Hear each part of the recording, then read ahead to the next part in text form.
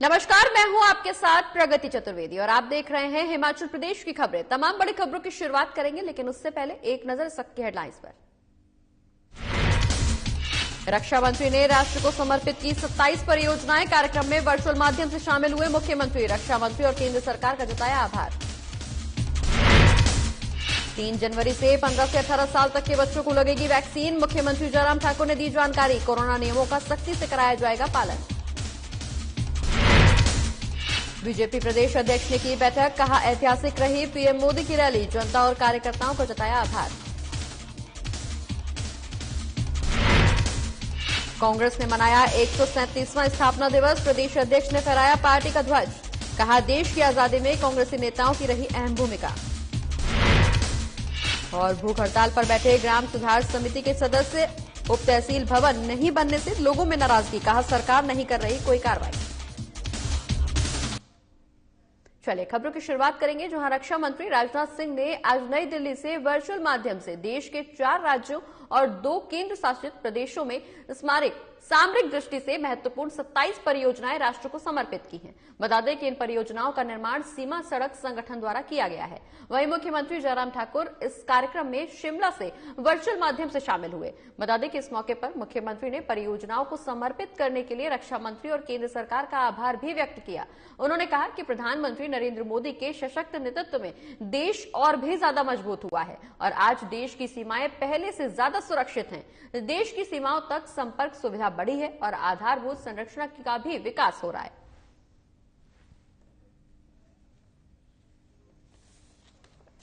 रक्षा मंत्री श्री राजनाथ सिंह जी ने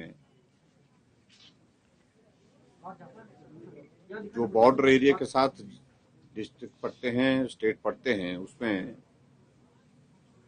सड़कों के और उसके अतिरिक्त पुलों के कुछ एक प्रोजेक्ट्स जो है वो 27 प्रोजेक्ट जो है उसमें उनने इनॉग्रेट किए हैं और उनमें से 27 में से हिमाचल प्रदेश के 5 प्रोजेक्ट उसमें हैं। और मुझे इस बात की खुशी है कि लगभग वो 24 करोड़ की लागत के लगभग वो सारे पुल बन करके तैयार हुए हैं और उन पुलों से वहाँ बॉर्डर एरिया में जो सेना के जवानों को आने जाने की जो कठिनाई होती थी वो भी दूर होगी और उसके साथ साथ में वहाँ पर जो स्थानीय लोग हैं वो भी उस पर निश्चित रूप से लाभान्वित होंगे। और उस दृष्टि से आज हमने इस बात को के लिए भी किया है कि अगली साल 2022 में 12 और प्रोजेक्ट हैं, 12 टोटल और प्रोजेक्ट हैं ब्रिजेस के, तो उनको भी हमने एक्सपेडाइट करने के लिए कहा है और उसमें कहा है कि हमने कोशिश करें कि जून जुलाई तक वो प्रोजेक्ट भी 12 प्रोजेक्ट जो बन करके तैयार हों, क्योंकि वर्किंग सीजन वहां पर कम है। अप्रैल के बाद ही काम शुरू हो पाता है क्योंकि सब बहुत ऊंचाई के इलाके में है वो, तो इसलिए जुलाई अगस्त के महीने में संभवतः वो भी।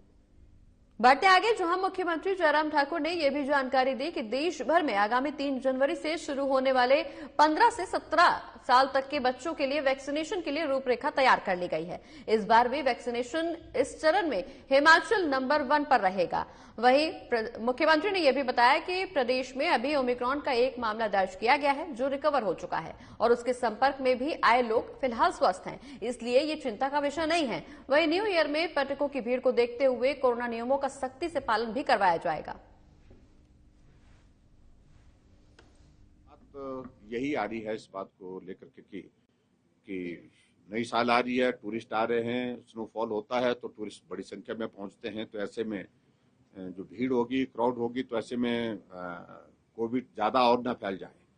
तो इन सारी बातों को लेकर के हमने जो तैयारी रखी है उसमें यही किया है। हमने कहा कि जो भी आएगा कोविड प्रोटोकॉल के अनुरूप जो अपना व्यवहार रखे और उसमें पर्टिकुलरली जो है वो जो उन नियमों का पालन करे और उनका अगर क्राउड कहीं ज़्यादा होते तो उसके लिए जिला प्रशासन को कहा है हमने जो टूरिस्ट डेस्टिनेशन है उसमें रेगुलेट भी करे और होटल में विशेष तौर से जहाँ भी वो टूरिस्ट आकर के ठहर रहे हैं, तो होटल है चाहे हमारे होम स्टे है, तो सभी जगह इस बात के लिए हमने आदेश दिए हैं कि सुनिश्चित करें कि वहाँ कम से कम कोविड प्रोटोकॉल के मुताबिक जो है उनके साथ जो है उनके जो सर्विस।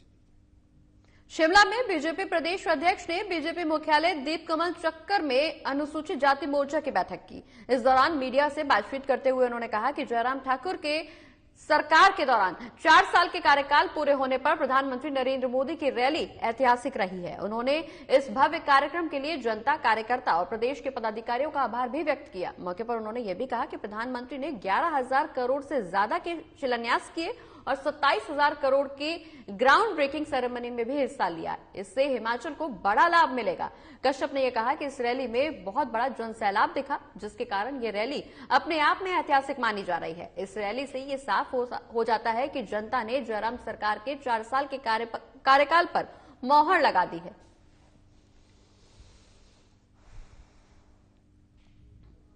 समर्पित करना, इस कार्य को भी माननीय मोदी जी ने किया। तो कुल मिलाकर बहुत सारे ऐसे काम हैं जहां हिमाचल प्रदेश को लगातार, जिसमें हम चाहे औद्योगिक दृष्टि से बात करें या हम कृषि की बात करें, बागवानी की बात करें, अन्य क्षेत्रों की बात करें, हर क्षेत्र में आज केंद्र सरकार का सहयोग प्रदेश को मिल रहा है।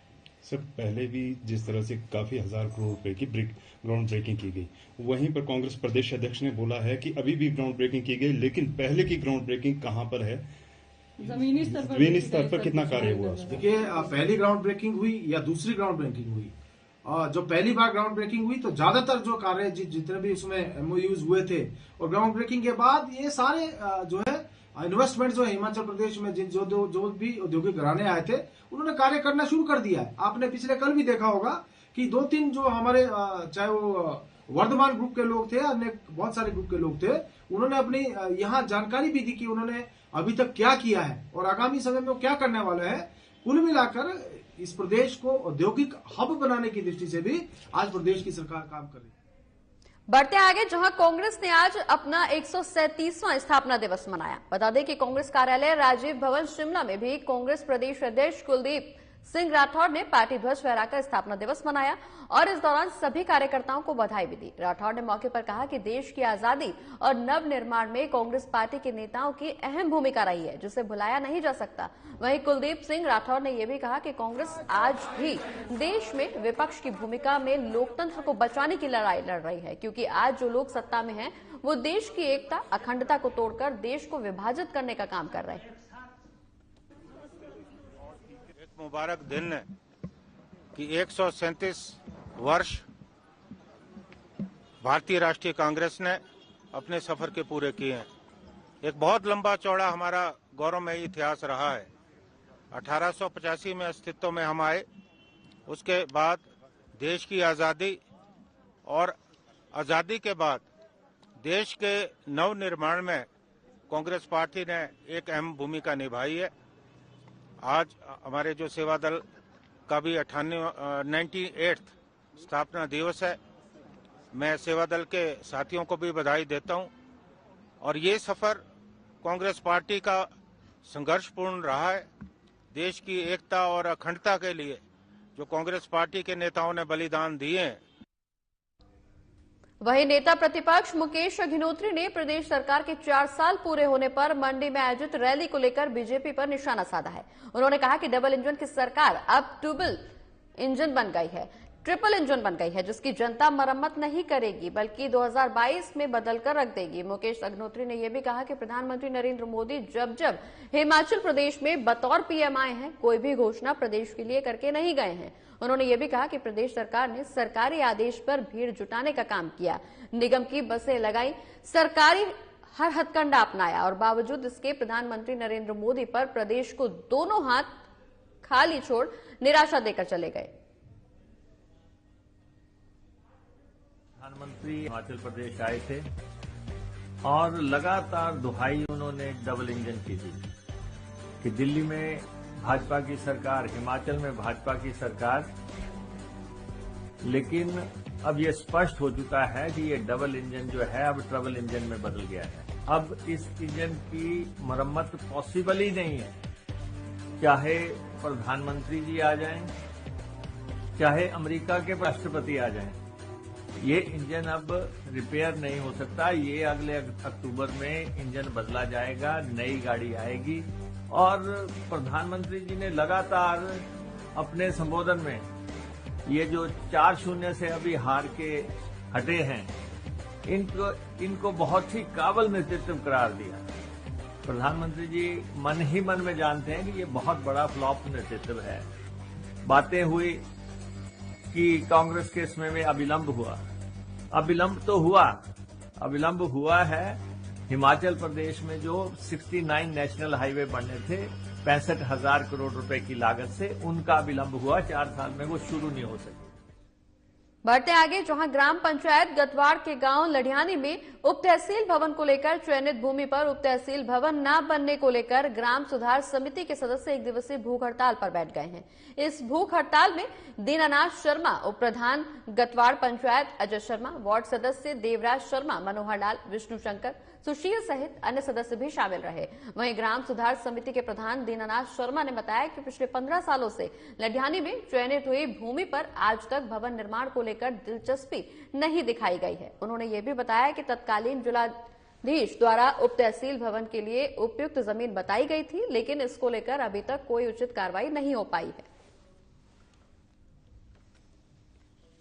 हमारा 1 दिवसीय भूख हड़ताल और सांकेतिक धरने का जो ये दिन रखा गया है, वो सरकार की उदासीन नीतियों को देखते हुए लढ़ियानी ग्राम सुधार समिति के लोग व आसपास की पंचायतों के लोग, जो सरकार उप तहसील भवन निर्माण में किस तरह की राजनीति अपना रही है, हमें आज तक ये समझ नहीं आया। क्योंकि पिछले 15 वर्षों से उप तहसील का मुद्दा भराड़ी क्षेत्र का 2021 को गांव लढ़ियानी में जहां उप तहसील भराड़ी के लिए भूमि का चयन हुआ है, जिसका खसरा नंबर 481/132 है और जमीन 1 बिघा 18 बिस्वा है, उस स्थान पर भूख हड़ताल के लिए ग्राम सुधार समिति के सदस्य बैठे हुए हैं।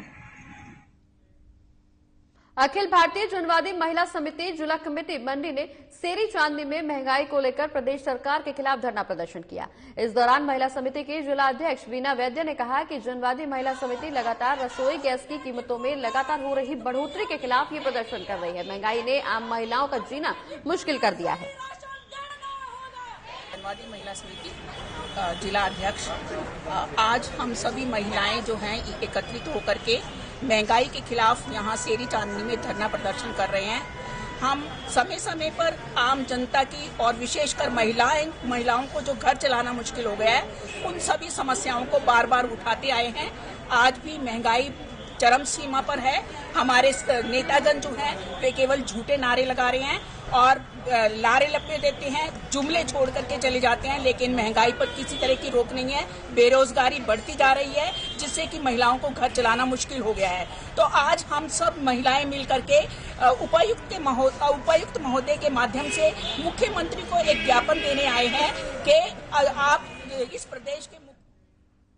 और इसी के साथ हिमाचल प्रदेश की तमाम बड़ी खबरों में फिलहाल इतना ही। मुझे दीजिए इजाजत। नमस्कार।